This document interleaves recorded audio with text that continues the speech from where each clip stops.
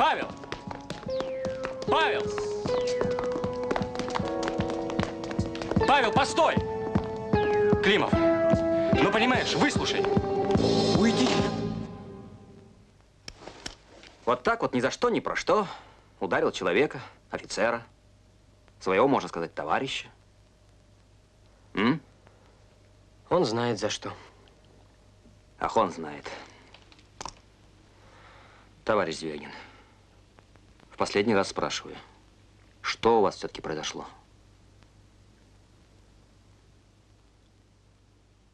Поспорили крупно. Павел, то есть старший лейтенант Климов, вспылил и ушел. Я за ним. Ну и тут. Оставьте фуражку в покое. Положите на стол. Ну-ну. Он же только из похода вернулся. Товарищ подполковник. Нервы еще не отошли. И на том спасибо. Вы хотите сказать... Мне больше нечего сказать.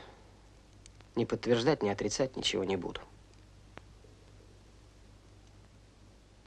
Поймите, Павел Сергеевич, мы хотим помочь вам выпутаться из этой истории. Ну, скажите откровенно. В поселке, поговаривают... Сплетнями не интересуюсь. Я морской офицер, а не базарная баба. Правильно. Офицер. А драку у всех на виду затеял, как пьяный бузатер. Так?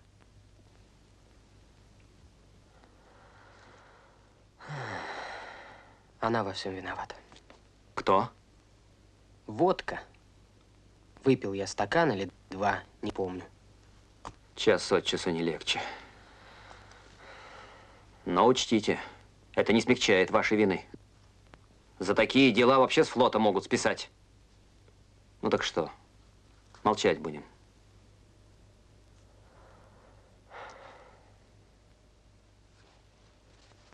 Ну, как хотите. Вопросы есть? Как мой рапорт? Рапорту о переводе на другой флот будет дан ход. После суда чести. Вот так, товарищ старший лейтенант.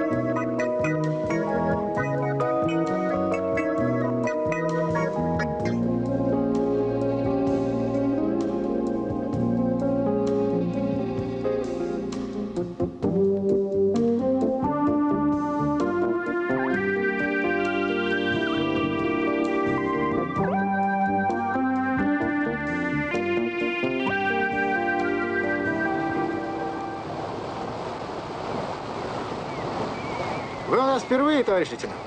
Угу. Понятно. Богатая растительность. Ага. Поначалу эти места многим настроение портят. А потом ничего, привыкают люди. Вот взять меня. В отпуск летел как на крыльях. В Сибири-то у нас места ого-го. Что тебе охота, что рыбалка. А побыл чуток, назад потянуло. Поселок-то у вас большой? Бывает побольше. Вон впереди, видите рощу? В прошлом году летом поехали на газоне за грибами. 2 метра отъехали в сторону, и стоп машина. Забуксовал грузовик. Думали, колес не унесем. Белые медведи из высоких широт с медвежатами. Да нет, подосиновики. Во, головки.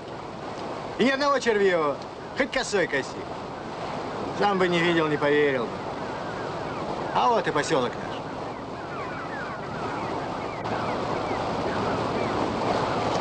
Прибыли, товарищ лейтенант?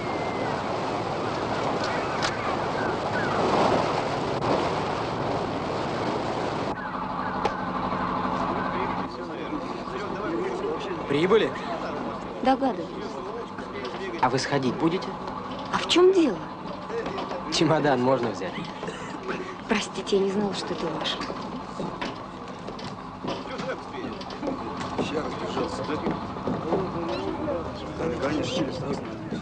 Давайте, помогу.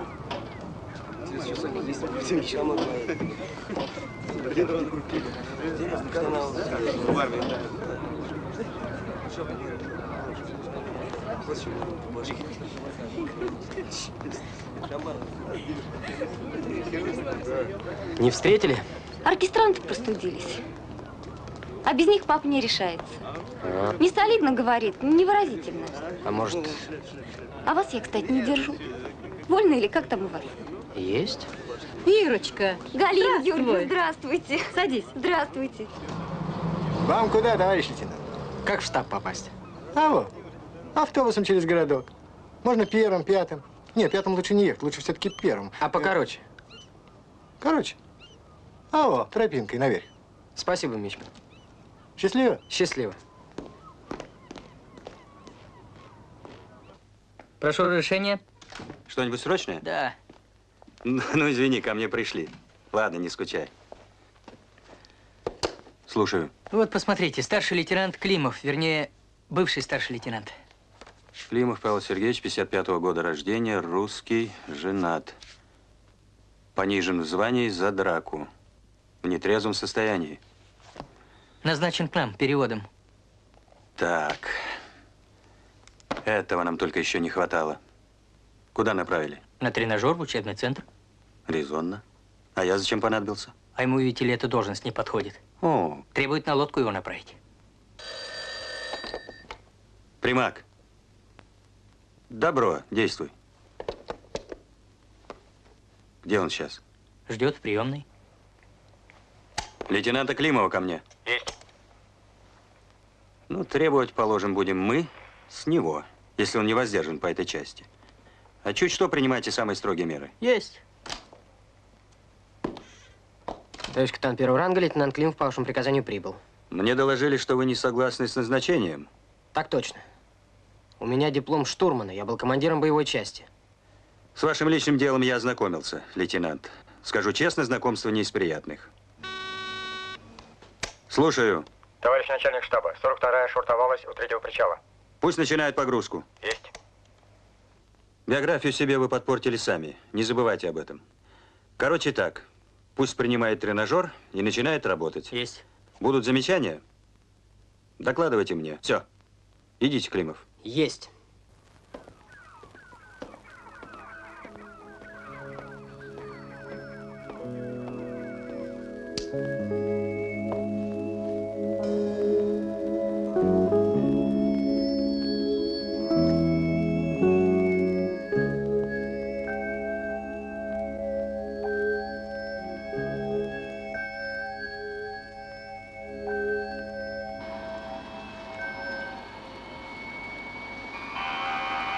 А чем плохо на берегу?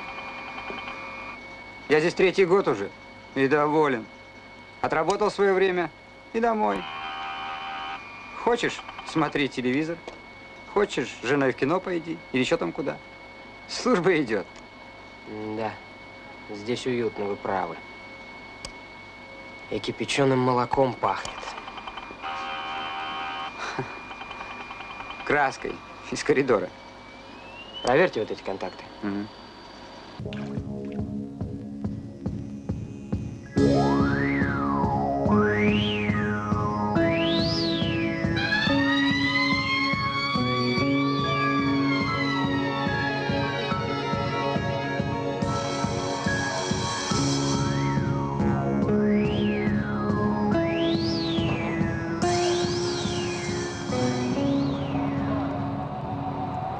Скучаем, Павел Сергеевич? Да. В городок сегодня не собираетесь? Говорят, картины интересные. Может, компанию составите? Пожалуй. Товарищ лейтенант, вам телеграмма. Решите идти? Идите. Есть. Простите, это вам.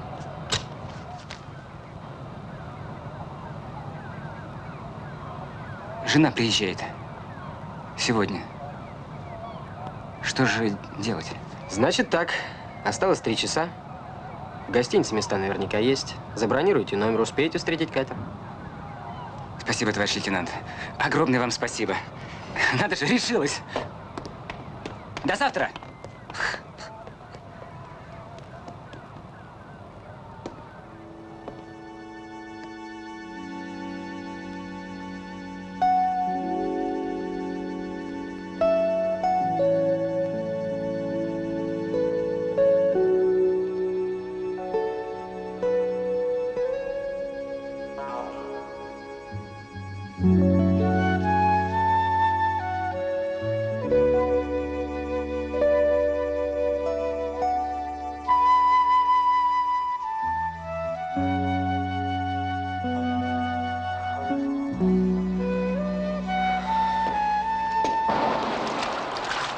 На вторую дорожку перейди.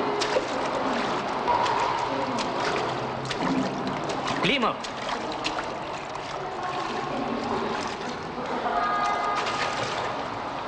Здравия желаю. Здравствуй.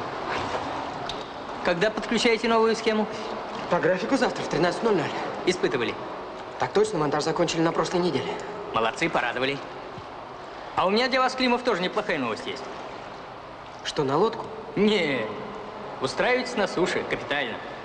В общем, зайдите в АМИС, у них там комната освободилась. Нам отдают. Оформляйтесь, вызывайте жену. И с новосельем. Вот так.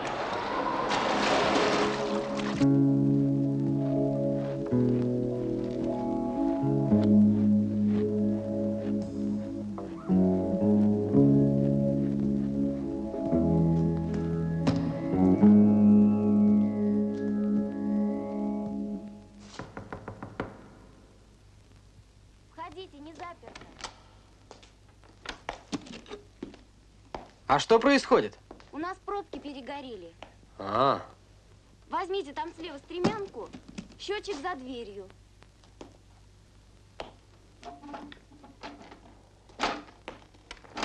Запасные пробки там же на полке.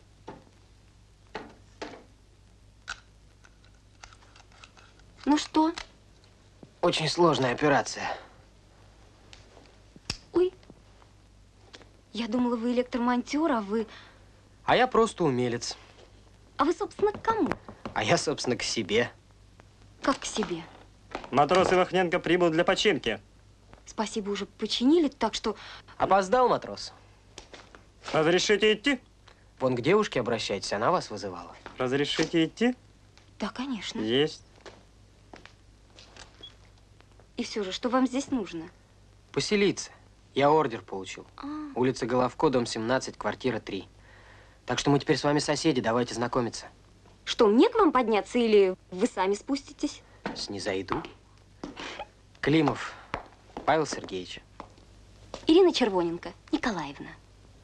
Удивляешь ты меня, Ирина Николаевна? Взрослая уже девушка, а пробку сама заменить не можешь. А физику, между прочим, в школе изучаешь. А школу, между прочим, я уже закончила. Тогда позволь дать тебе совет. Выходи, между прочим, замуж. За кого? Я не знаю, можно за... Рыбака. Или за монтера. Угу. Или за адмирала, между прочим. Спасибо за совет. Но за адмирала я не пойду. Хватит с меня отца моряка. Весьма зрелое решение. 20 век акселератов. До чего же нынешние дети рано взрослеют? Между прочим, не тебя ли я усаживал в машину месяца 3 назад? Не исключено. Вот ваша комната.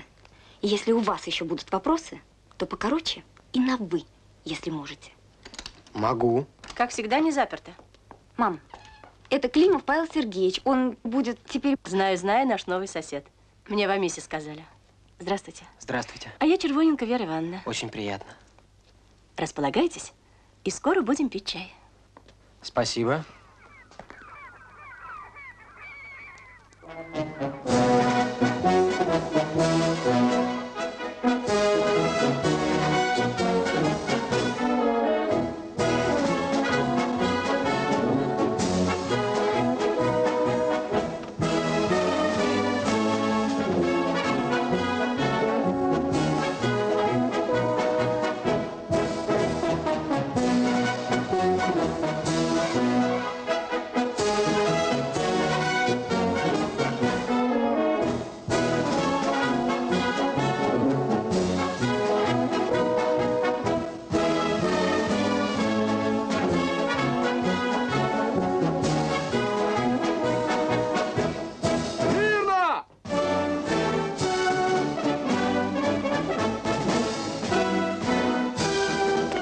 Товарищ капитан первого ранга, подводная лодка прибыла из похода.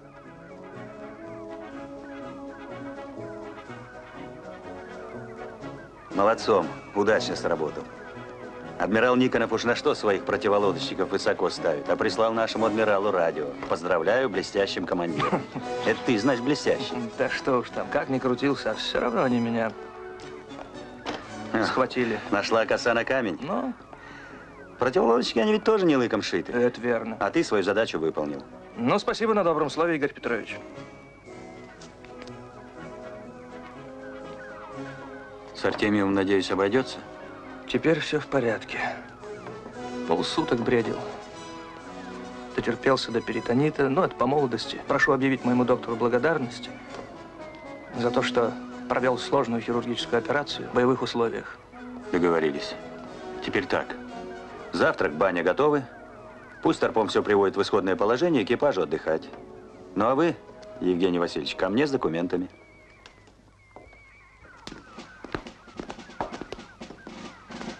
Надо в теме. Понимаете. Счастье его, что молод. Жене дала знать. Да, она уже вылетела. Завтра будет здесь. Ну, как вы тут без меня? Как всегда. Нормально. Здравствуй, Колька. Ну ты даешь. Люди же смотрят. Ну что? Доброе утро, Вера Ивановна. Доброе утро. Вот своего морехода встретила. Коля, это наш новый сосед, Павел Сергеевич. С возвращением, Николай Максимович. Здравия желаю, товарищ лейтенант. Вечером увидимся. Иришка дома ждет? Конечно. Прилетела на прошлой неделе. Сессию сдала. Троек не хватало? Всего 2. Тундра. Мам, а тебе Климов нравится? По-моему, хороший человек. А тебе что, не нравится? Нет, почему же? Иди режь пирог. Не получается у меня с назначением на лодку, Николай Максимович. Ну-ка нажмите. Есть. А, нормально. Ума не приложу, что делать. Понимаю, Павел Сергеевич. Я ведь постоянный житель прочного корпуса, потомственный. У меня еще дед на подлодке ходил, потом отец. Въедливая штука – это наследственность. Я в «Науке и жизни» про Черчилля читал. Так у него мизинец был кривой, точь-в-точь, как у прадеда. Ну, кто так режет пирог? Ничего, ничего, вот завтра уеду, не на кого будет кричать. Пирог пожалела, а дочь свою не жалко. Иришка, ты что? Так, жалко оставлять вас всех. Ну. Вот. Ты у меня умница. Ты у нас морячка. Давай успокоимся и позовем всех к столу. Идея, Павел Сергеевич. А что, если вам с нашим командиром поговорить? У нас командир рулевой группы, лейтенант Артемьев, в госпитале. Мне бы хоть на один выход. Правда, Степанов мужик крутой. Ну что, не согласится? Шут его знает. В общем-то, он Артемьева любит. Если что, временно. Командир руки мыть. Торжественный ужин по случаю отъезда Ирины Червоненко в Ленинград готов.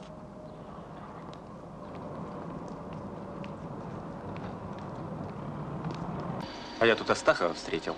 Служит у нас. Толю? Да. Кудряшов!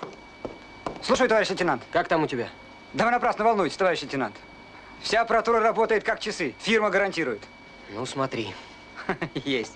Слушай, Паш, хочешь нас поработать за командира группы? Конечно. А как? Пошли. Ну вот он, проходит створ. Товарищ командир. Да. Вот однокашника встретил. Разрешите ему поработать за командира группы? А вы кто, товарищ однокашник? Начальник тренажера лейтенант Климов. Ну, а вообще-то я штурман. Ну ладно, давайте работайте.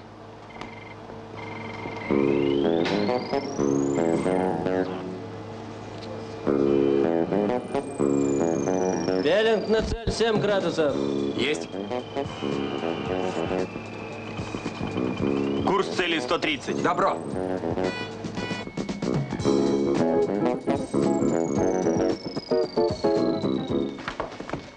Товарищ командующий, экипаж капитана второго ранга Степанова выполняет боевое упражнение на тренажере.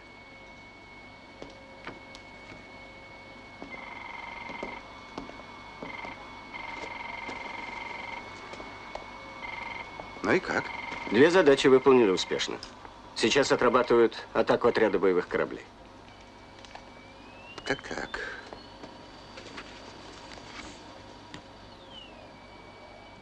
Даю вводную. Цель маневрирует, курс 200. Есть курс 200. Ну, посмотрим, как будет выкручиваться наш блестящий командир. Беллинг 23 градуса. Курс цели 170. Дистанцию надо считать меньше. Я знаю, что делаю. Курс цели 170. Поворот цели, курс 170. Установить курс 170. Есть, установлен курс 170. Боцман, лево на борт. Курс 300. Есть, слева на борт. На курс 300. Руль лево на борту. Старпом, установить угол растворения 1,5 градуса. Есть 1,5 градуса. Ах, не успеет занять позицию.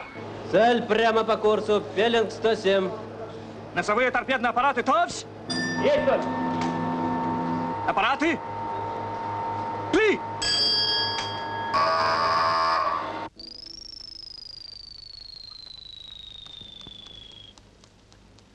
Да, результат, повторяю, плачевный.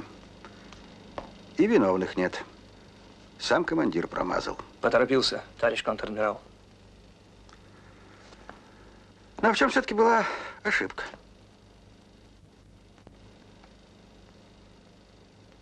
Как вы думаете? Думаю, что мы ошиблись в дистанции. Так. Поздно обнаружили поворот цели. Правильно. А почему вовремя не доложили командиру БЧ? Лейтенант доложил мне, а я... Лейтенант Климов первый раз работает с нами. И штурман, естественно, не вполне уверен в нем. А в себе он уверен? Ваш штурман. Короче так. Начальник штаба. В ближайшее время я сам проведу занятия. Все. Товарищи офицеры! Послезавтра в Москву. К Наташкиным родителям. Вместе с пацанами. И там у бабушки оставите обоих. Точно. Хорошая у вас теща. Теща хорошая. Это точно. Между прочим, сама настояла. Засыпала телеграммами. Ну, а мы с Наташкой на Кавказ.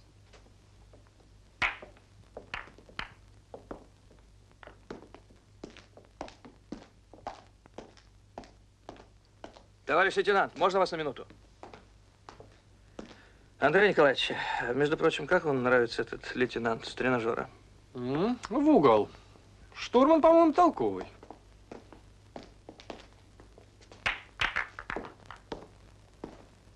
Товарищ капитан второго ранга, начальник патруля, лейтенант Климов. Ну что, лейтенант, к нам на лодку хотите? Если прикажут, пойду, а так... Поясните. Я, товарищ капитан второго ранга, привык, чтобы мне доверяли. А если командир не совсем уверен в своем штурмане, то... А вы, оказывается, обидчивы, лейтенант. А зря. Я ведь действительно вас не знаю. А должен знать. Должен знать, что вы за человек, на что способны. В море это проверять некогда. Там я одно должен помнить. Могу или не могу на вас положиться. Можете. Я уже не раз в море ходил самостоятельно, штурманом. А почему вы ушли с корабля? Получил взыскание за драку. Понизили в звании. Попросил перевода суда, а тут вакансии не оказалось для меня. Вы что, Климов, пьете, что ли? Никак нет, товарищ капитан второго ранга. Не пью и никогда не пил. Я боксом занимаюсь, у меня первый разряд. Ах, значит, приложили крепко. Как вышло? Я абсолютно трезвый. Значит, полагаю, причина была весьма веской? Причина была. Только разрешите не объяснять. К службе это отношение не имеет. Вообще сам виноват. Ермолинский! Есть! Слушаю, товарищ командир. Берегова ко мне. Есть! А командиром рулевой группы согласны? Только без комментариев. Да или нет? Согласен.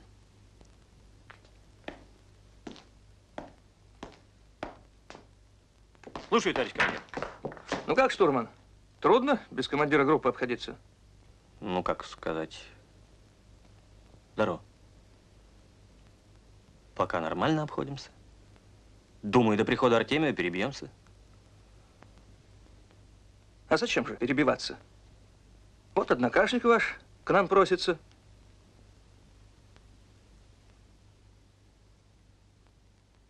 Я не просился, товарищ капитан второго ранга. Так. Можете идти, Сергей Владимирович, вы мне больше не нужны. Есть! Решите идти? Ну что ж, идите, Климов. Крут характером. Да, похоже, устал парень возле флота маячить. Похоже. Может сорваться? Не похоже. Не похоже. Ну что, замполит, давайте-ка посмотрим его личное дело. Добро.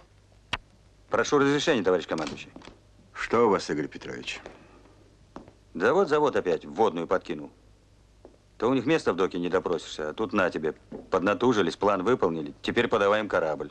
Досрочно. Они хотят его, видели, сверхплана отремонтировать. Степанова и Забелина ко мне срочно. Есть. Простите, Игорь Петрович, продолжайте. Я им объяснял, что поставить внеплановую лодку в док, это не тапочки в мастерскую отнести. Мы с вами, Игорь Петрович, заинтересованы в этом ремонте больше, чем завод. Будем возвращать Ермакова. Товарищ контр-адмирал, мы ведь им на этот поход еще 2 задачи планировали. С противолодочными кораблями. Теперь им придется весь план менять? Не придется. Мы заменим лодку Ермакова лодкой Степанова. Интересно, какой сюрприз нас ожидает? Угу. Когда хотят вручить путевку на курорт, срочно не вызывает Андрей Николаевич. Васько! Я. Доложить глубину. Глубина 1000 метров. Да ты что? Виноват, глубина 100 метров. Всплывать на 50 метров. Есть всплывать на 50 метров. Товарищ лейтенант? Отставить. Перекур, ребята.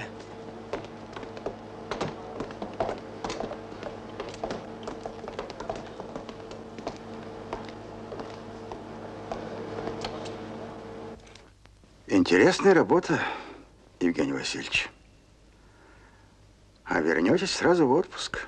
А когда выход, товарищ командующий? Не скоро. Дней через 5. Готовьтесь спокойно и полный вперед. Вопросы, просьбы? Товарищ контр-адмирал, у меня нет командира рулевой группы. Подберем. Игорь Петрович. Слушаю. Позаботьтесь, чтобы завтра к вечеру у них был полный комплект. Да, но у меня сейчас... Но снимите с любой лодки. Есть. А зачем же откладывать, товарищ контр-адмирал? Давайте сейчас и решим. Я прошу назначить ко мне командиром рулевой группы лейтенанта Климова. Но он же у меня начальник тренажера. Вы думаете, о чем вы говорите, Евгений Васильевич? Человек недавно получил строгое взыскание. Взвинчен до сих пор. А если он и там какой-нибудь фортель выкинет, зачем рисковать? А если война? Мы тоже будем выбирать. Этому разрешить защищать родину, а тому нет, только потому, что он когда-то неправильно перешел улицу. Фортель он скорее здесь на берегу выкинет. Я согласен с командиром. Хотя доля риска есть, конечно. Ясно. Будем думать о штурмане. Климов или кто другой. Но завтра к вечеру на лодке будет командир группы. Все.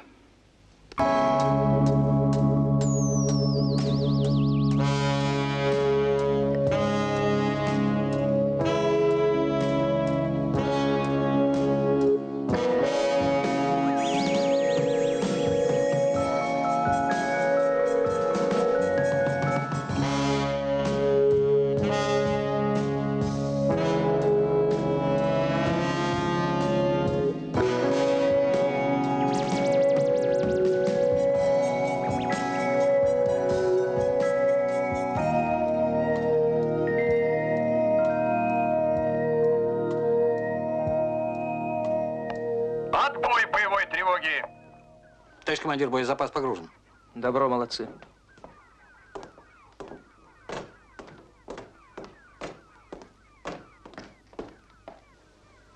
Ну как, осваиваетесь, Климов? Так точно. Тогда порядок.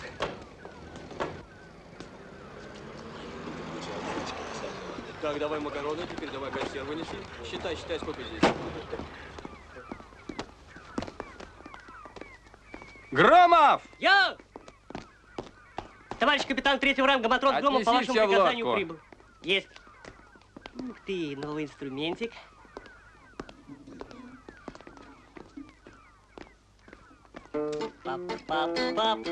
Отставить самодеятельность! Виноват, товарищ капитан третьего ранга. Знаете, вы живете по принципу. Вас толкнули, вы упали. Вас подняли, вы пошли. Ну вот уж. Мы так и до вечера не управимся. Штурман! Карты откорректированы. Не успели, товарищ командир? Товарищ командир, карты откорректированы, предварительная прокладка произведена. Так, Климов, с вами не соскучишься. А почему? Позвольте спросить, об этом не знает командир боевой части. Не успели доложить? Виноват, товарищ командир. Только ночью закончил, а с утра приборами занимался. Надеюсь, лейтенант, вас службе больше учить не придется? Начальник штаба. Слушай, Сергей, мне нужно заскочить в мастерские. Зачем? Договорился с ребятами, обещали сработать устройство для сигнальщиков. Ну, договорился, иди. Я быстро. Только потом командиру не забудь доложить. Пусть знает, что ты еще и рационализатор. Чудак ты, Сережа. А рубашку теплую надел? Надел. И запомни в последний раз. Так мы не договаривались. Это поход не плановый, он не в счет. Тебе бы внуков нянчить, а не таскаться по морям с мальчишками наравне. Отказывайся, что ли? Будут внуки, буду нянчить. Опять вы меня одну бросили. Не успеешь оглянуться, как Ирина примчится. А там и я заявлюсь. Морячка, тебе ли привыкать? Как это, Коля, у вас все просто у мужиков? Ну, пора. Сели? И помолчали.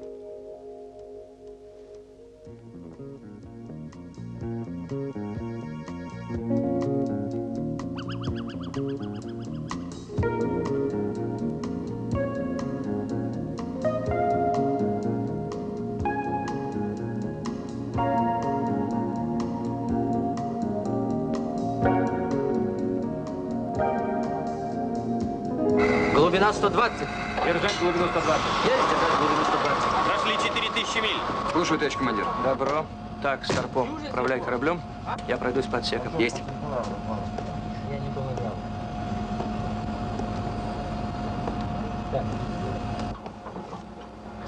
Ну все. Так. С этим все ясно.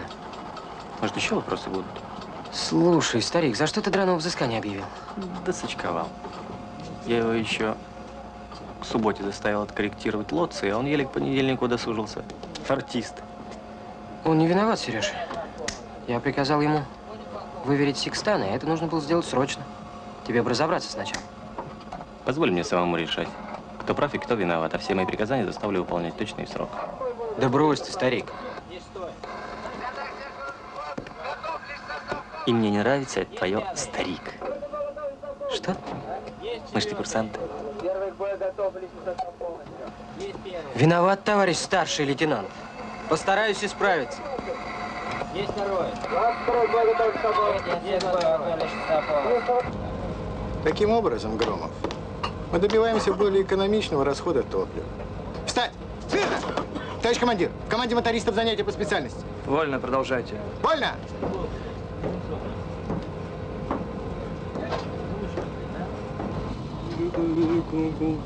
Смирно!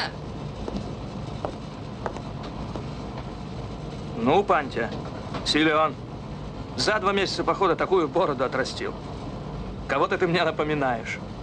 Адмирал Макаров, товарищ командир. А не боишься, что жена выгонит? Да нет, выгонит, другую найдем. Девчонки сейчас бородатых любят. А сколько потребуется времени, чтобы сбрить это великолепие? Минут 15, товарищ командир. Даю тебе полчаса. Есть.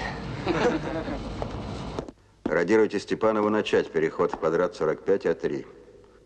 Для атаки отряда боевых кораблей условного противника. Есть.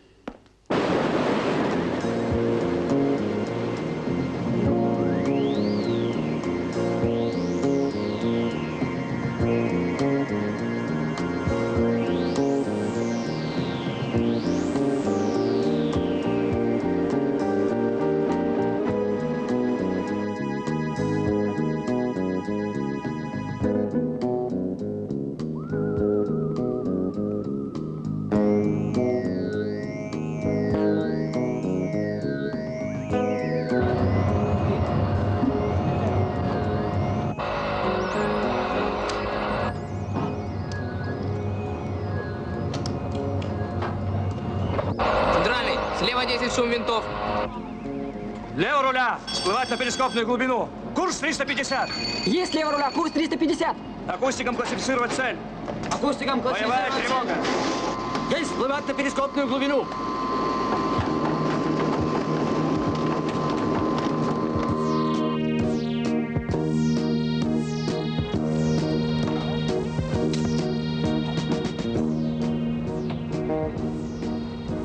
Вот они, голубчики. Значит, цель близко. Отлично. А вот и корабль-мишень. Боцман, ныряй на глубину 60 метров.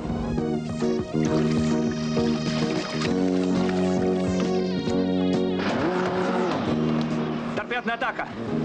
Торпедные аппараты номер 3, номер 4 приготовить к выстрелу. Торпедные аппараты номер 3-4. Акустики пеленг. 3-й, 4-й торпедоаппараты к выстрелу приготовить. Есть 3-4 торпедный аппарат к выстрелу приготовить.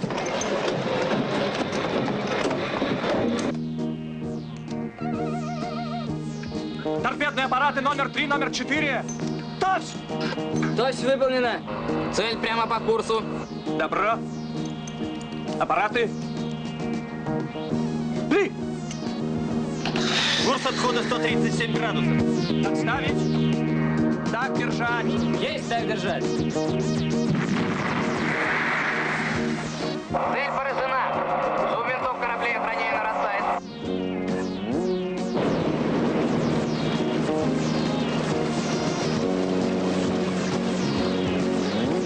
Сейчас начнется.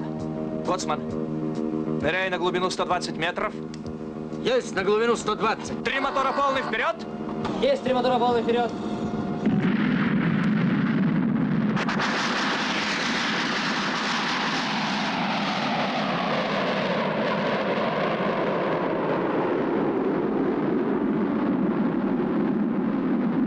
Таким образом, лодка капитана 2-го ранга Степанова успешно атаковала главную цель и сумела уклониться от преследования кораблей охранения. Ас. Добро. Дальше. Лодка капитана 2-го ранга Шишова вышла в заданный район.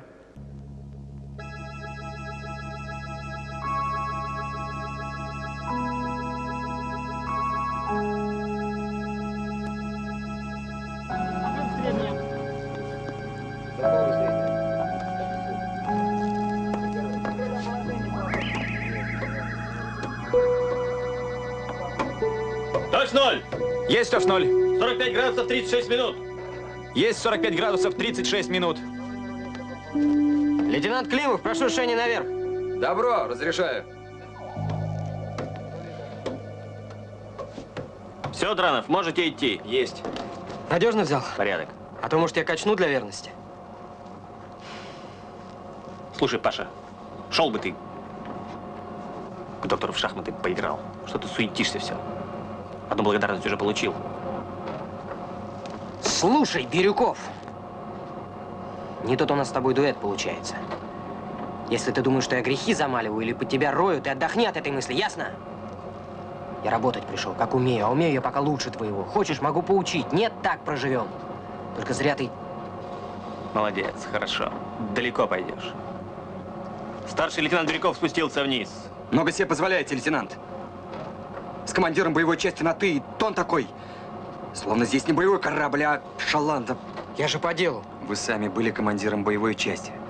А в том, что с вами произошло, Бирюков не виноват. Товарищ капитан-лейтенант. Идите отдыхать. Есть.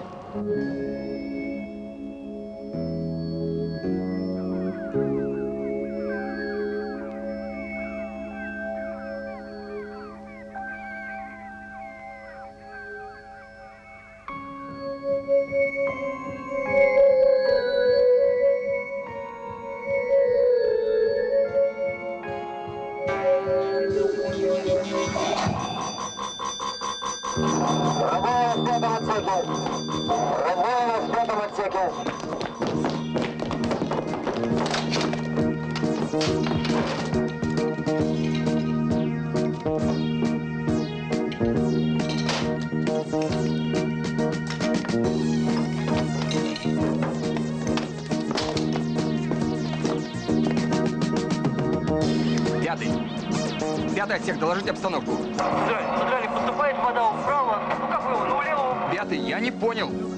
У левого дизеля мы заделаем пробоину, накладываем пластырь. Просто вода не знаю, центральный. Где Вакулин? Что можем? Я здесь! Инструменты у нас здесь. Клапан закусила, будь он не ладен. Ну что ж делать-то? Как ты? Центральный, докладывает пятый. Приняты меры для ликвидации пробоины. Наложен пластырь, пробоина заделана. Добро, уложились 4 минуты. Давай отбой. Отбой! Отбой учебно-аварийной тревоги. Внимание в отсеках. Только что я принял невнятный доклад из 5-го отсека от мичмана Вакулина. И таких докладов в последнее время я принял немало. Впредь требую, чтобы каждый доклад был четким и внятным. В бою повторять будет некогда. За каждый доклад с пальцем во рту буду наказывать.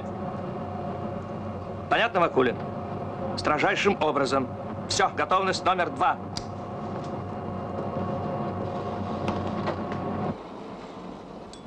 Правильно. Характер у него не сахар. Но моряк он настоящий. И у меня характер. Не забывайте, Сергей Владимирович, что он ведь тоже был командиром боевой части. И опыт у него, безусловно, немалый. А поговорить я решил с вами вот о чем. Только постарайтесь понять меня спокойно, без амбиций. Помогите Климову не терять веры в себя. Посоветуйтесь при случае, что ли. Поговорить лишний раз не мешает. Просто по-товарищески. По-товарищески уже трудно. А вы постарайтесь. Так, сеанс связи уже разобрали. Ваш адрес ничего не поступило. Прошу разрешения. Спасибо. Понял, Андрей Николаевич. Угу. Разрешите идти, товарищ командир? Пожалуйста.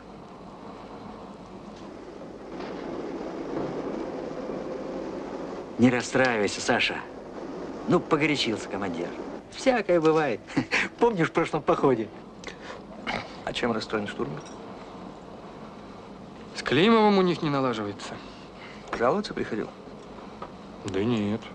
Сам пригласил. Дело-то такое. Устали люди, Андрей Николаевич. Задачу выполнили, дом близко, вот и расслабились. Вот даже такой, как Вакулин. Вакулина вы зря обидели. Ну, знаете. Во время аварийной тревоги Докладывал не он, а матрос Коляскин. Мичман в это время в трюме был. Там сливной клапан барахлил.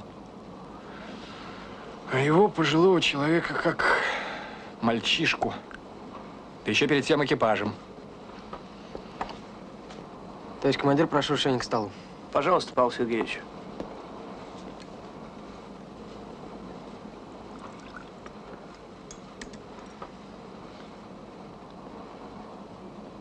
Пожалуйста. Спасибо. А вы, Климов, тоже считаете, что я напрасно обидел Вакулина? Считаю. Так.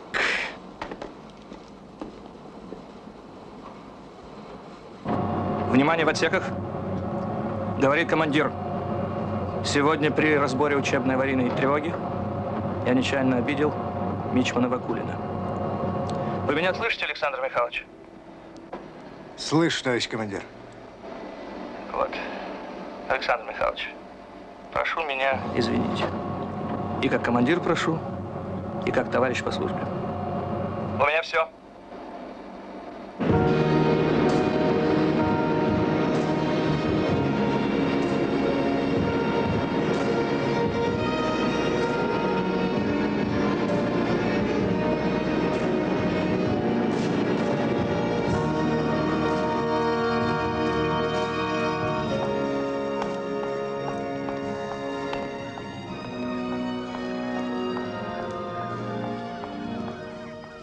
Паша! Климов! Астахов! Старый черт! Здорово! Здорово! Ты как здесь? В командировке. Слушай, старик, ну что же я тебя до сих пор-то не встретил? Да мы вчера из похода вернулись. А, ясно. Как служба? Ничего, нормально. Хожу командиром БЧ на томоходе. Кстати, давай к нам. Тебе давно уже пора в Старлеях ходить. А? Да я ходил. Давно. Это я в лейтенантах недавно. Как-нибудь потом расскажу. Ты вечером свободен? Свободен. 19:00 в кафе «Бригантина». Добро? Добро. Там и поговорим. Счастливо, старик. До вечера. Неужели ему вечером нельзя отдохнуть? Ему нельзя. А другим можно? Другим? Не лезь ли в свои дела? Поехали.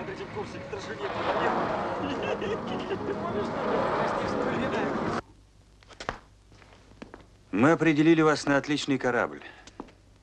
Временно пока.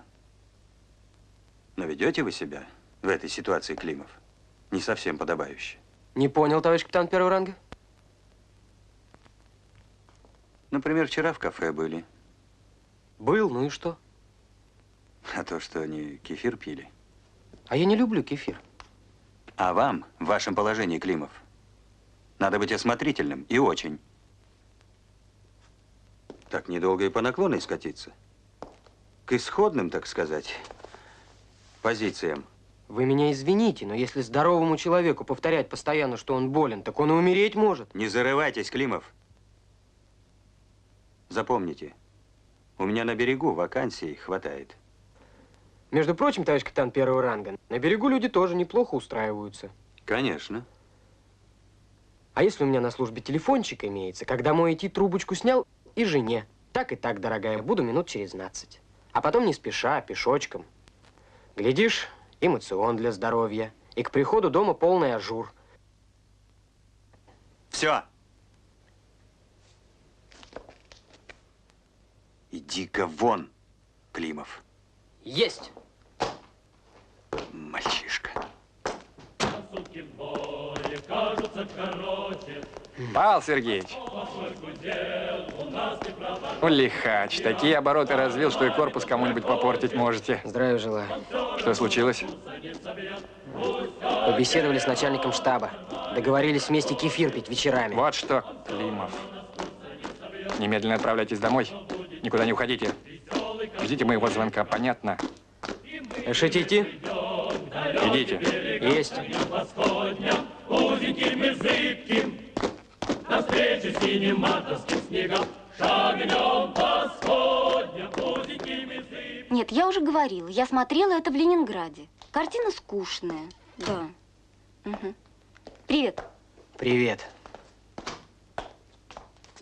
Нет, нет, Не надо, не звоните больше. До свидания.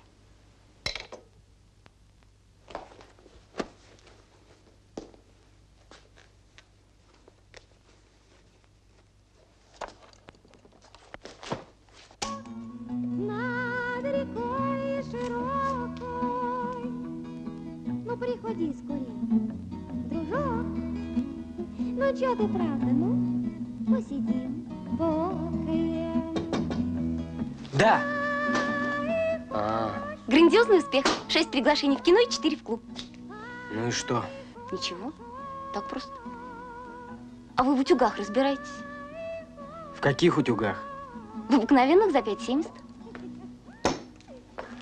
А что с ним такое? Просто не включается и все. Придется вскрывать. Вы в своем хозяйстве отвертку найдете? Как прикажете.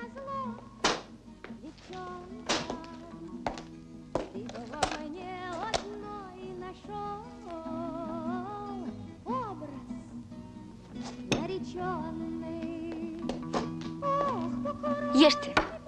Ого. Это откуда? С Кубы. Вы ешьте.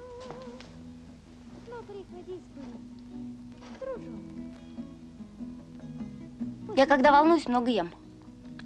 Аппетит разыгрывается на нервной почве. А я нисколько не волнуюсь. Что, я не вижу, что ли? Отец бывал тоже. Чуть что, раз дверью и по комнате мечется. А сейчас ничего. Взял себя в руки. Возмужал, наверное. Вы ешьте, ешьте. Витамин все-таки.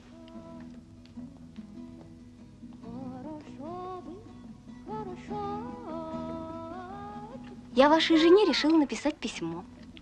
Открытое, во флотской газете. Могла бы хоть на неделю вырваться. Вас без присмотра нельзя оставлять. А вы ее любите и ревнуете, да? Я не терплю дурацких шуток и невоспитанных девчонок. Ненавижу апельсины и утюги. Где отвертка? Кто вам позволил кричать на меня? Возьмите вашу отвертку. Вот так, так. Ой, мама! Возьмите ваш дурацкий утюг! Спиртом надо сейчас принести. Да, убедили, Забелин. Так вывел лодку, комар носа не подточит. Степанов этот руками развел. И впрямь ас. Вот. Только в личной жизни. Степанов ас, Климов ас. Но не экипаж, а одни асы. Как вы думаете, где он больше пользы принесет, на лодке или у вас на тренаже? А с женой-то он что, развелся? Формально нет, а так, не знаю. Да, дела. Тот он мне про телефончик намекал. А я его чуть обратно на тренажер не отправил. Ладно, так и решим, а там видно будет. Все. Щекотно. Только, пожалуйста, не надо реветь. Буду реветь. Взрослый человек, что хочу, то и делаю. Женой своей командуйте, Люсей.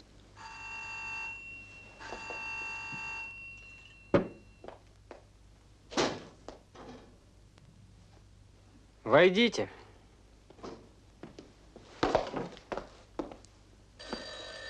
Вот. Зашел посмотреть, как нынче лейтенанты живут. Алло? Нет, я же вам сказала, я никуда не пойду. И вообще, меня нет дома. Отчего соседка заревная? Не знаю. Впрочем, я ее обидел, кажется. Нечаянно. Вот это зря. Для наружного употребления. Горячий утюг фотанул. Ну что ж, Павел Сергеевич, возьмите бумагу, ручку.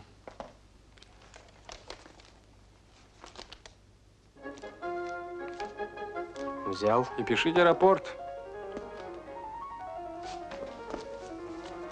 Как говорят на гражданке, по собственному желанию.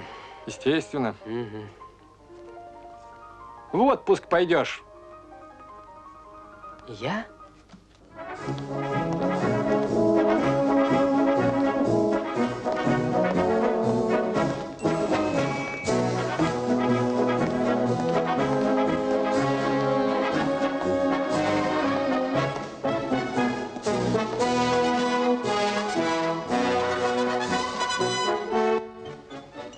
Хороши. Что, отец, готовишься? Не то, что некоторые штатские. Ох уж эти ветераны. Каждый бы день рады встречаться. Павлуша, чайку выпьешь? С удовольствием.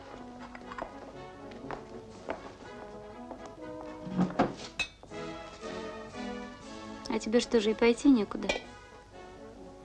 М? Так весь отпуск дома и просидишь? На. Находился я там.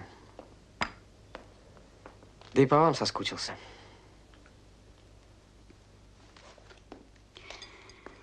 А я недавно Люсю встретила. Да? Ну и что? Замуж не собирается? Ну что ты плетешь? Сидеть уж скоро начнешь, а умом не обзавелся. Ты почему запретил ей работать? И почему рожать от совета? Зоя. Ну.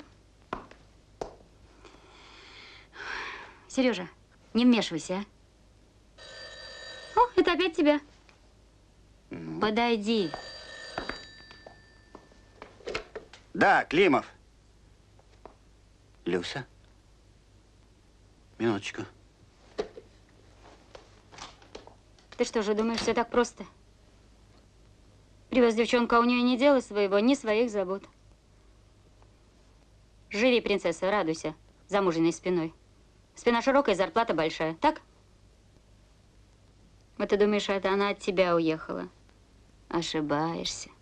От тоски она сбежала. Ты поверь мне. Уж я нажилась в гарнизонах. Натосковалась. Ну ты же у нас профессор. Ну, как я вам нравлюсь? Ой! Хорош, молодой, красивый. Отец, хоть сейчас на мостик и командуй.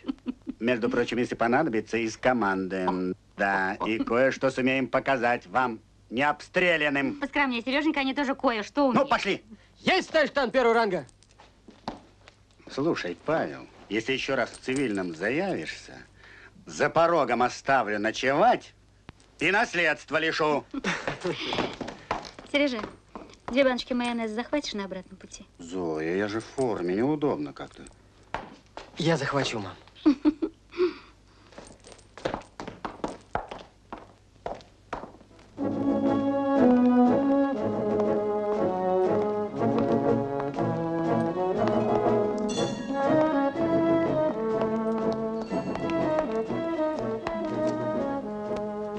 Куда, отец, курс держим? Или это военная тайна? У меня, Паша, никаких тайн от тебя нет. Выпьем шампанского. В честь праздника.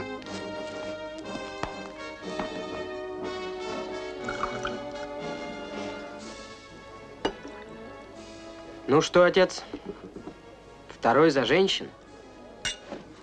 Угу. Что с Люсей? Почему ушла? От тоски она сбежала. Помирись с ней, Паш. Пусть пока поживет в Ленинграде, а там видно будет.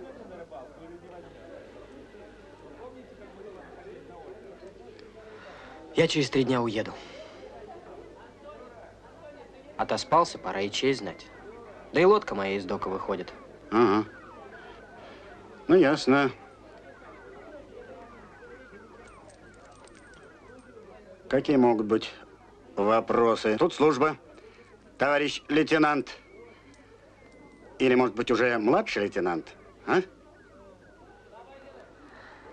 Узнал-таки. Матери, надеюсь, не сказал? Само собой. Еще когда в штатском увидел, сразу догадался, что-то не то. Дружки рассказали о твоих художествах. Тебе не боксом надо было заниматься, а фигурным катанием.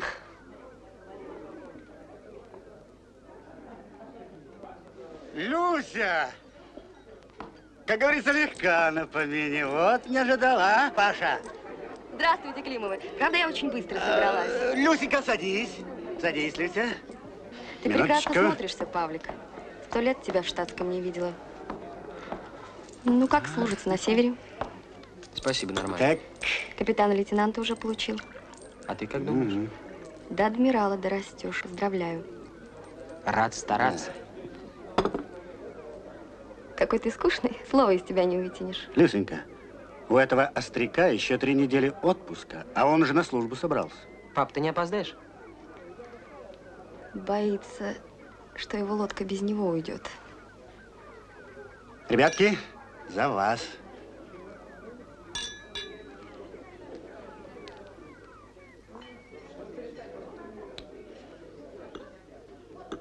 Ну, я пошел, меня ждут. Паша, будешь задерживаться, позвони матери.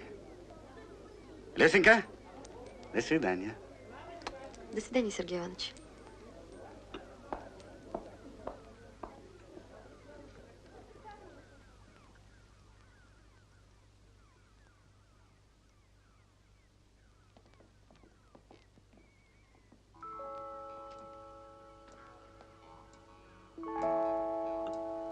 Ты не возражаешь, если мы отсюда уйдем?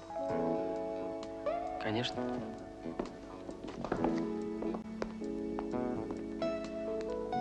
Спасибо тебе, что наши старики ничего не знают.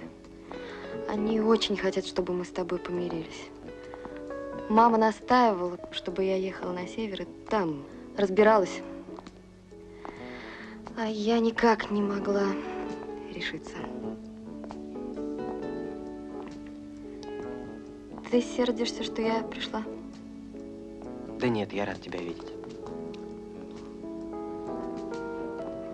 Тебя на север из-за меня перевели? Ну почему? Я сам попросился. Мне там нравится.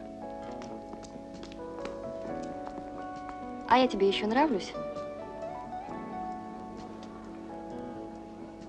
Ты прекрасно выглядишь, Люська. Наконец-то вспомнил, как меня зовут. Я ничего не забыл, Люся. Не надо, Павлик. Ты сильнее меня. Прости, я не имел в виду. Не надо.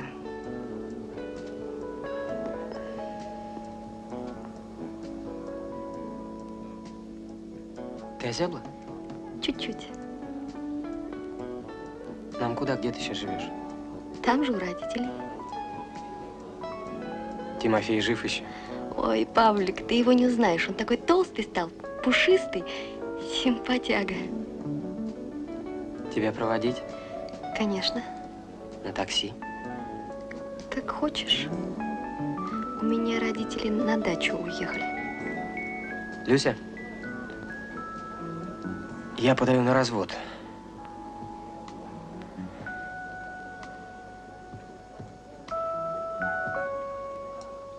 И ты не будешь возражать.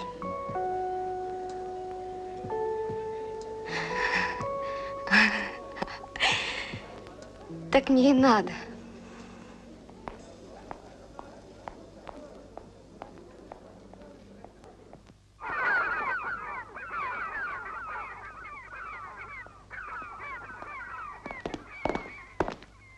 С краном договорился, товарищ командир. Все в порядке. Ну что ж, после обеда начинайте погрузку. Есть. Как отдохнули, Павел Сергеевич? Благодарю, нормально. Поздравляю, товарищ капитан 3-го ранга. Спасибо. Так что, Павел Сергеевич, ситуация складывается следующим образом. Вернулся командир группы лейтенант Артемьев, поэтому я решил… Все понятно. 2 командира рулевой группы для одной лодки многовато. А Червоненко еще не ушел в запас, чтобы вы могли предложить мне место боцмана. Во-первых, Климов, вас, наверное, в детстве учили, что перебивать старших плохо. Так точно. А старших по званию тем более не положено.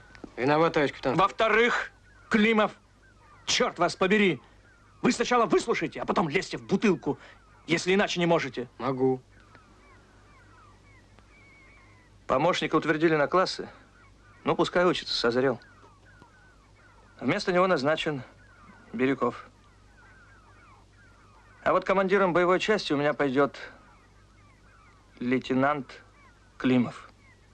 Пока исполняющим обязанности. Есть. Так что готовьтесь к большому походу. Времени у нас в обрез.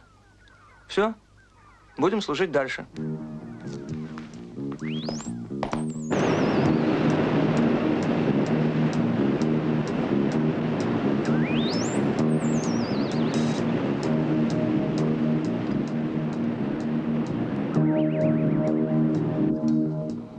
Итак, будем считать, что в первой части похода мы с нашей задачей справились. Теперь самое главное.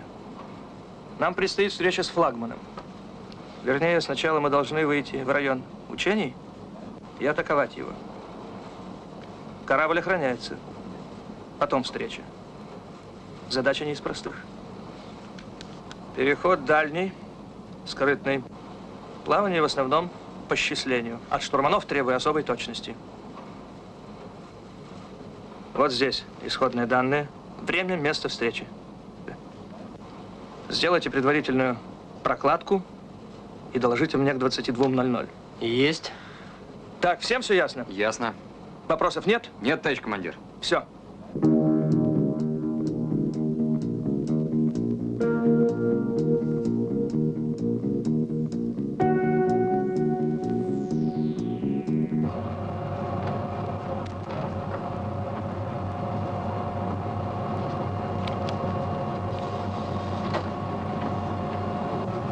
А что вас беспокоит, лейтенант? Ковбойская привычка. Не люблю, когда за спиной стоят. Я в этом районе еще не был. А вы не волнуйтесь, Павел Сергеевич. Главное – спокойствие. Акустик! Есть акустик. Не дремли на вахте. Горизонт чист. Ну что там у вас? Нормально, товарищ командир. Добро. Это кто ж тут у нас так сладко почивать изволит? А, Громов, ну это понятно. Не окоченели еще, Громов? Нет, товарищ командир, тепло. Тепло, говорите? Я не спал, товарищ командир. Я так и понял. Вы своим мощным телом прикрывали двигатель, чтобы он не замерз ненароком? Нет, товарищ командир, я думал. Я даже знаю о чем, Громов. О справедливости и несправедливости. Вот, мол, командир, если захочет, может поспать, сколько влезет. А он и сам не спит, и другим не дает, верно? Так точно. Не совсем точно, Громов. Вы на гражданке, кажется, трактористом работали? Работал. Ну, а во время посевной, уборочной, много ли спать приходилось? Часов 5. А кто же вам не давал? Спали вы на здоровье? Никто. Так если вовремя не посеешь или не пожнешь, зимой-то лапу сосать будешь. Ежу понятно. О, и у нас та же ситуация, Громов. Такие учения, что если в грязь шлепнемся, за год не отмоемся. Понятно?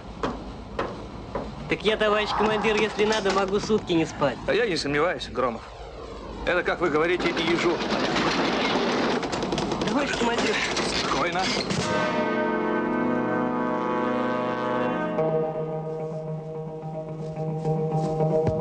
Товарищ командир, срочно прибыть в центральный!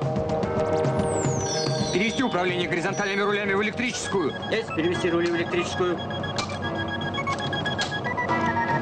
Стоп-3! Есть стоп-3! Бортовые моторы средний назад! Есть бортовые средний назад! Рули в электрическую не управляются. Остановлен 3.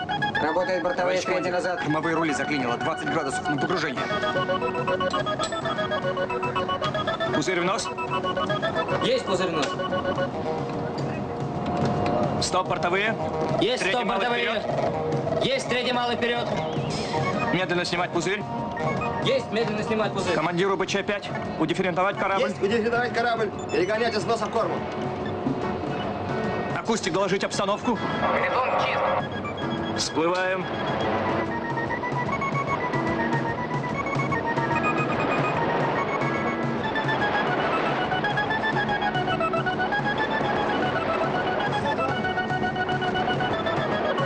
Ну что, мореплаватели, как дальше рулить будем?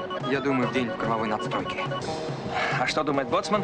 Наверняка тяга отдалась ползуне, товарищ командир. Фу. Значит так, выходим в кормовую надстройку. Задача – найти и ликвидировать неисправность. И при этом не обнаружить себя, иначе всему, походу, грош цена. В кормовую надстройку пойдут двое, боцман и… Товарищ командир, решите я с Драновым. А я уже не нужен? Это я обязан, товарищ командир. Я по уставу. Боцман, обеспечь все необходимое. В кормовую надстройку пойдут лейтенант Климов и старшина 2-й статьи Дранов. Есть. Так, на страховке помощник и боцман. Все, пошли. Есть. Почему, лейтенант? Мое это делаете. Вода 5 градусов, Николай Максимович. Вы уж продумайте все. Павел Сергеевич, мне нужны кормовые рули. сами доказательства вашей смелости. Все будет в порядке. Разрешаю выход на настройку.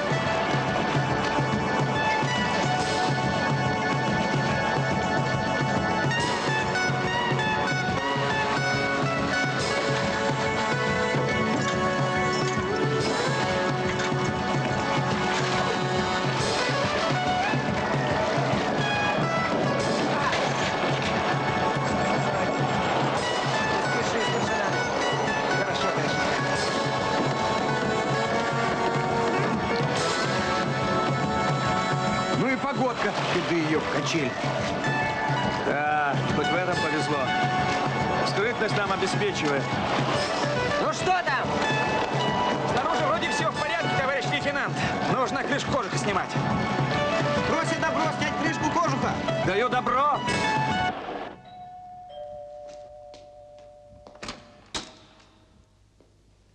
Здравствуйте. Добрый день. Мне нужна Люся, жена Павла. А Люся здесь уже давно не живет. Что вы говорите? Совсем? Совсем. А вы Сергей Иванович? Угадали. Прошу, заходите. Да нет, я мимо проходила, вот и решила рассказать, у Павла все в порядке. Просто они сейчас в море. Я вчера маме звонила, она сказала, что все хорошо. Вот. Вы все-таки зайдите, прошу. Простите, а вы, собственно, кто? А я разве не сказала? Вот смешно. Да. Мои родители и ваш Павел Сергеевич, соседи, они на одной лодке служат.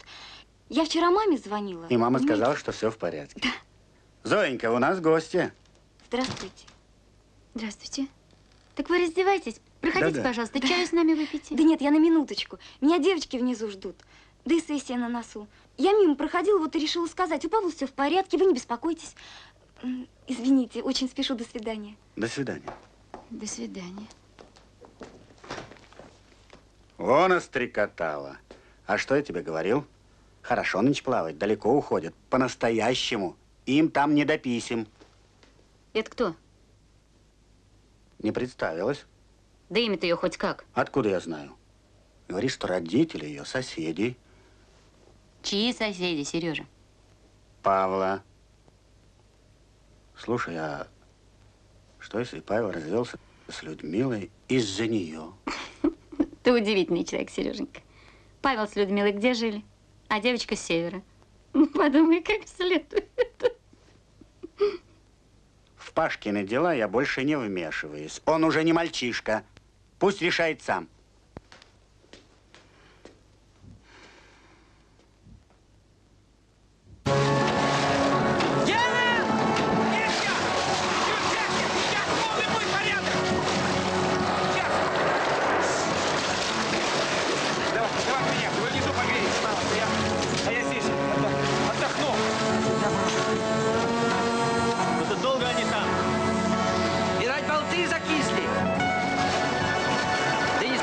Там.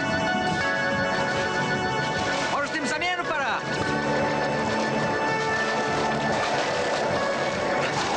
Давай, меняемся. Добро! Добро, сейчас!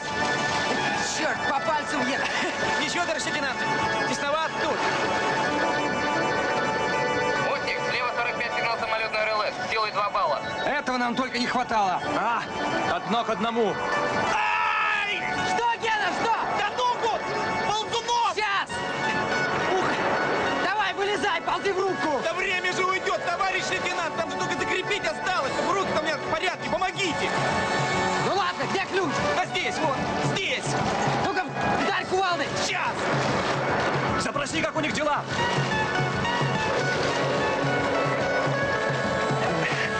Ну что, Гена, идти можешь? Не получается, товарищ лейтенант! Ничего, ползти будем! Мы же с тобой молодцы! Все в порядке, возвращается, товарищ командир! Добро, помогите, и мы все вниз!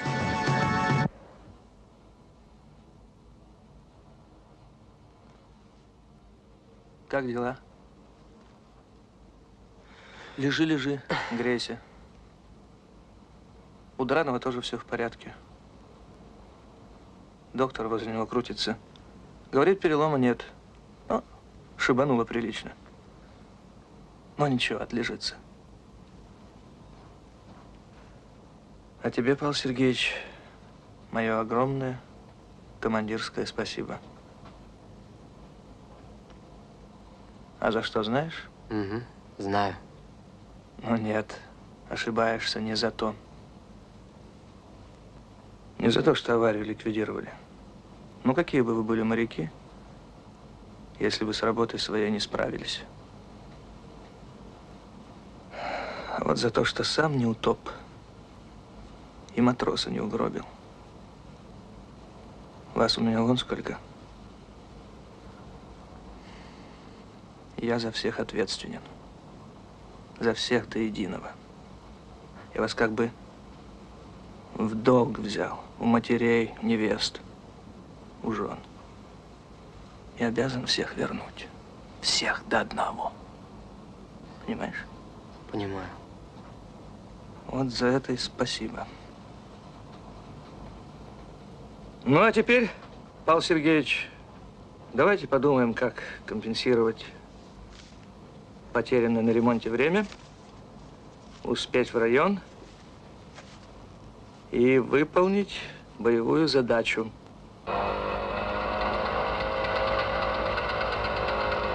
А для скорости выходим в этот район. Так. И используем попутное течение. Логично, старик. Мы же с тобой не курсанты. Нормально. 4-й проверил, товарищ лейтенант. Проверьте 6-й. Есть. Ну, штурман, решай. Тебе и карты в руки. Теоретически вроде все верно. Андрей Николаевич, зайди-ка. Сменив курс, мы тем самым окончательно запутали супостата. Теперь, используя течение, которым нам доложил Климов, мы сможем нагнать потерянное время. Ну что, давай рискнем? Победители не судят.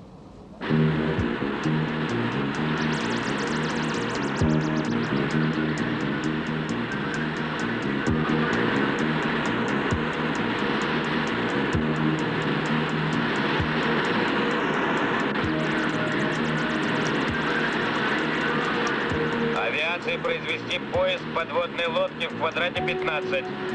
Выставить гидроакустический барьер.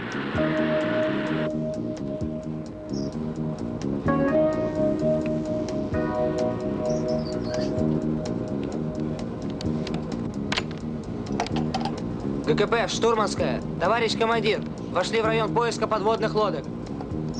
Боевая тревога! Боевая тревога!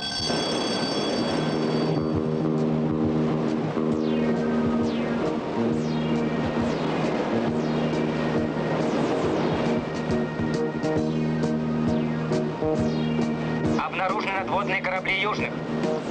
Ракетным катерам уничтожить цели.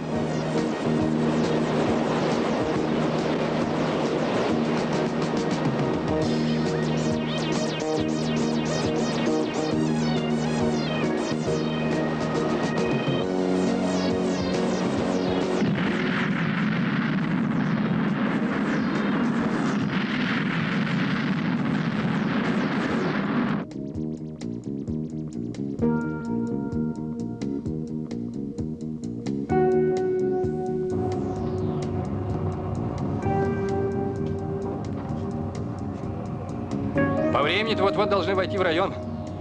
Как, штурман? Не снесло нас? Все нормально. По моим расчетам выходим точно. Центральный! Слева 30 слышу шум винтов. Есть акустик. Классифицировать цель. Товарищ командир, это флагман! Я его шумы на зубок знаю! Спокойно, акустик, без эмоций. Там могут быть корабли охранения.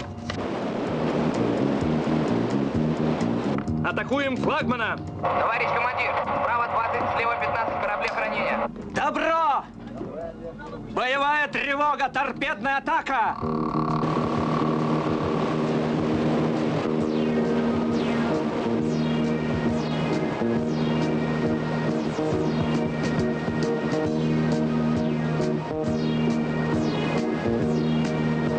Товарищ командир, слева 20, шум торпеды. Идет на нас.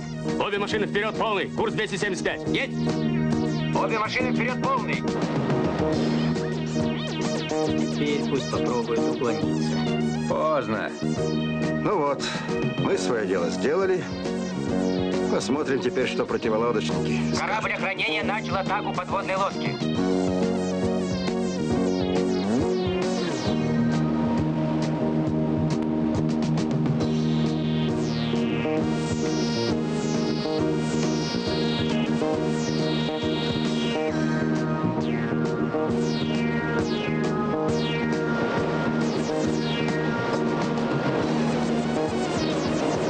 Товарищ адмирал, корабль охранения поднял сигнал. Атакован подводной лодкой, получил пробоину, выхожу из игры. Добро. Ну, Степанов, зацепил все-таки.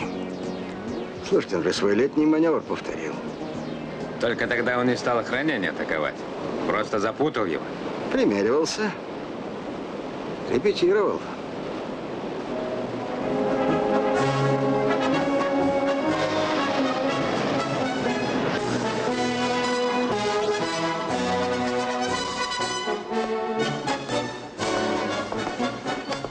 Я рад, что мы не ошиблись в вас, лейтенант. Придется удовлетворить вашу просьбу, Евгений Васильевич. Назначаю лейтенанта Климова командиром БЧ. Без всяких там ИО. Спасибо. Просьба, будут вопросы? Никак нет, товарищ контр-адмирал. Вопросов, просьб не имею. У меня вопрос, товарищ контр-адмирал, разрешите? Слушаю. Кто после вас будет соединением командовать лет через 15? Ну, об этом не стоит беспокоиться. Свято место пусто не бывает. Ну, тогда все в порядке. А я уж грешным делом подумал, не придется ли моему штурману принимать соединение. А то, если он еще год в лейтенантах проходит, может, ко времени на уровень и не выйти. Да. С лейтенантскими погонами адмиральскую должность могут и не назначить. Могут.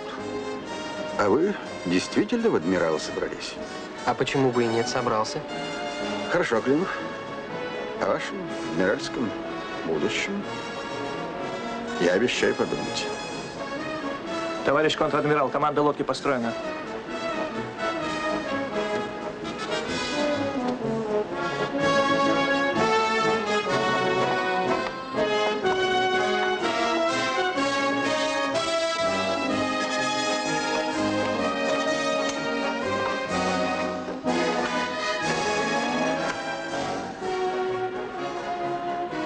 Находясь за тысячи миль от нашей земли, вдали от родных и друзей, каждый из нас хотел бы быть там, дома, в кругу своей семьи. А мы запираем себя в стальные отсеки, уходим от солнца и звезд, от жен и детей. Чем мы можем гордиться? Тем, что умеем метко стрелять торпедами? Уходить из-под ударов противолодочников? Нет. Это наше умение определяет лишь то, как мы освоили дело. А главное, во имя чего мы здесь, чем действительно можем гордиться.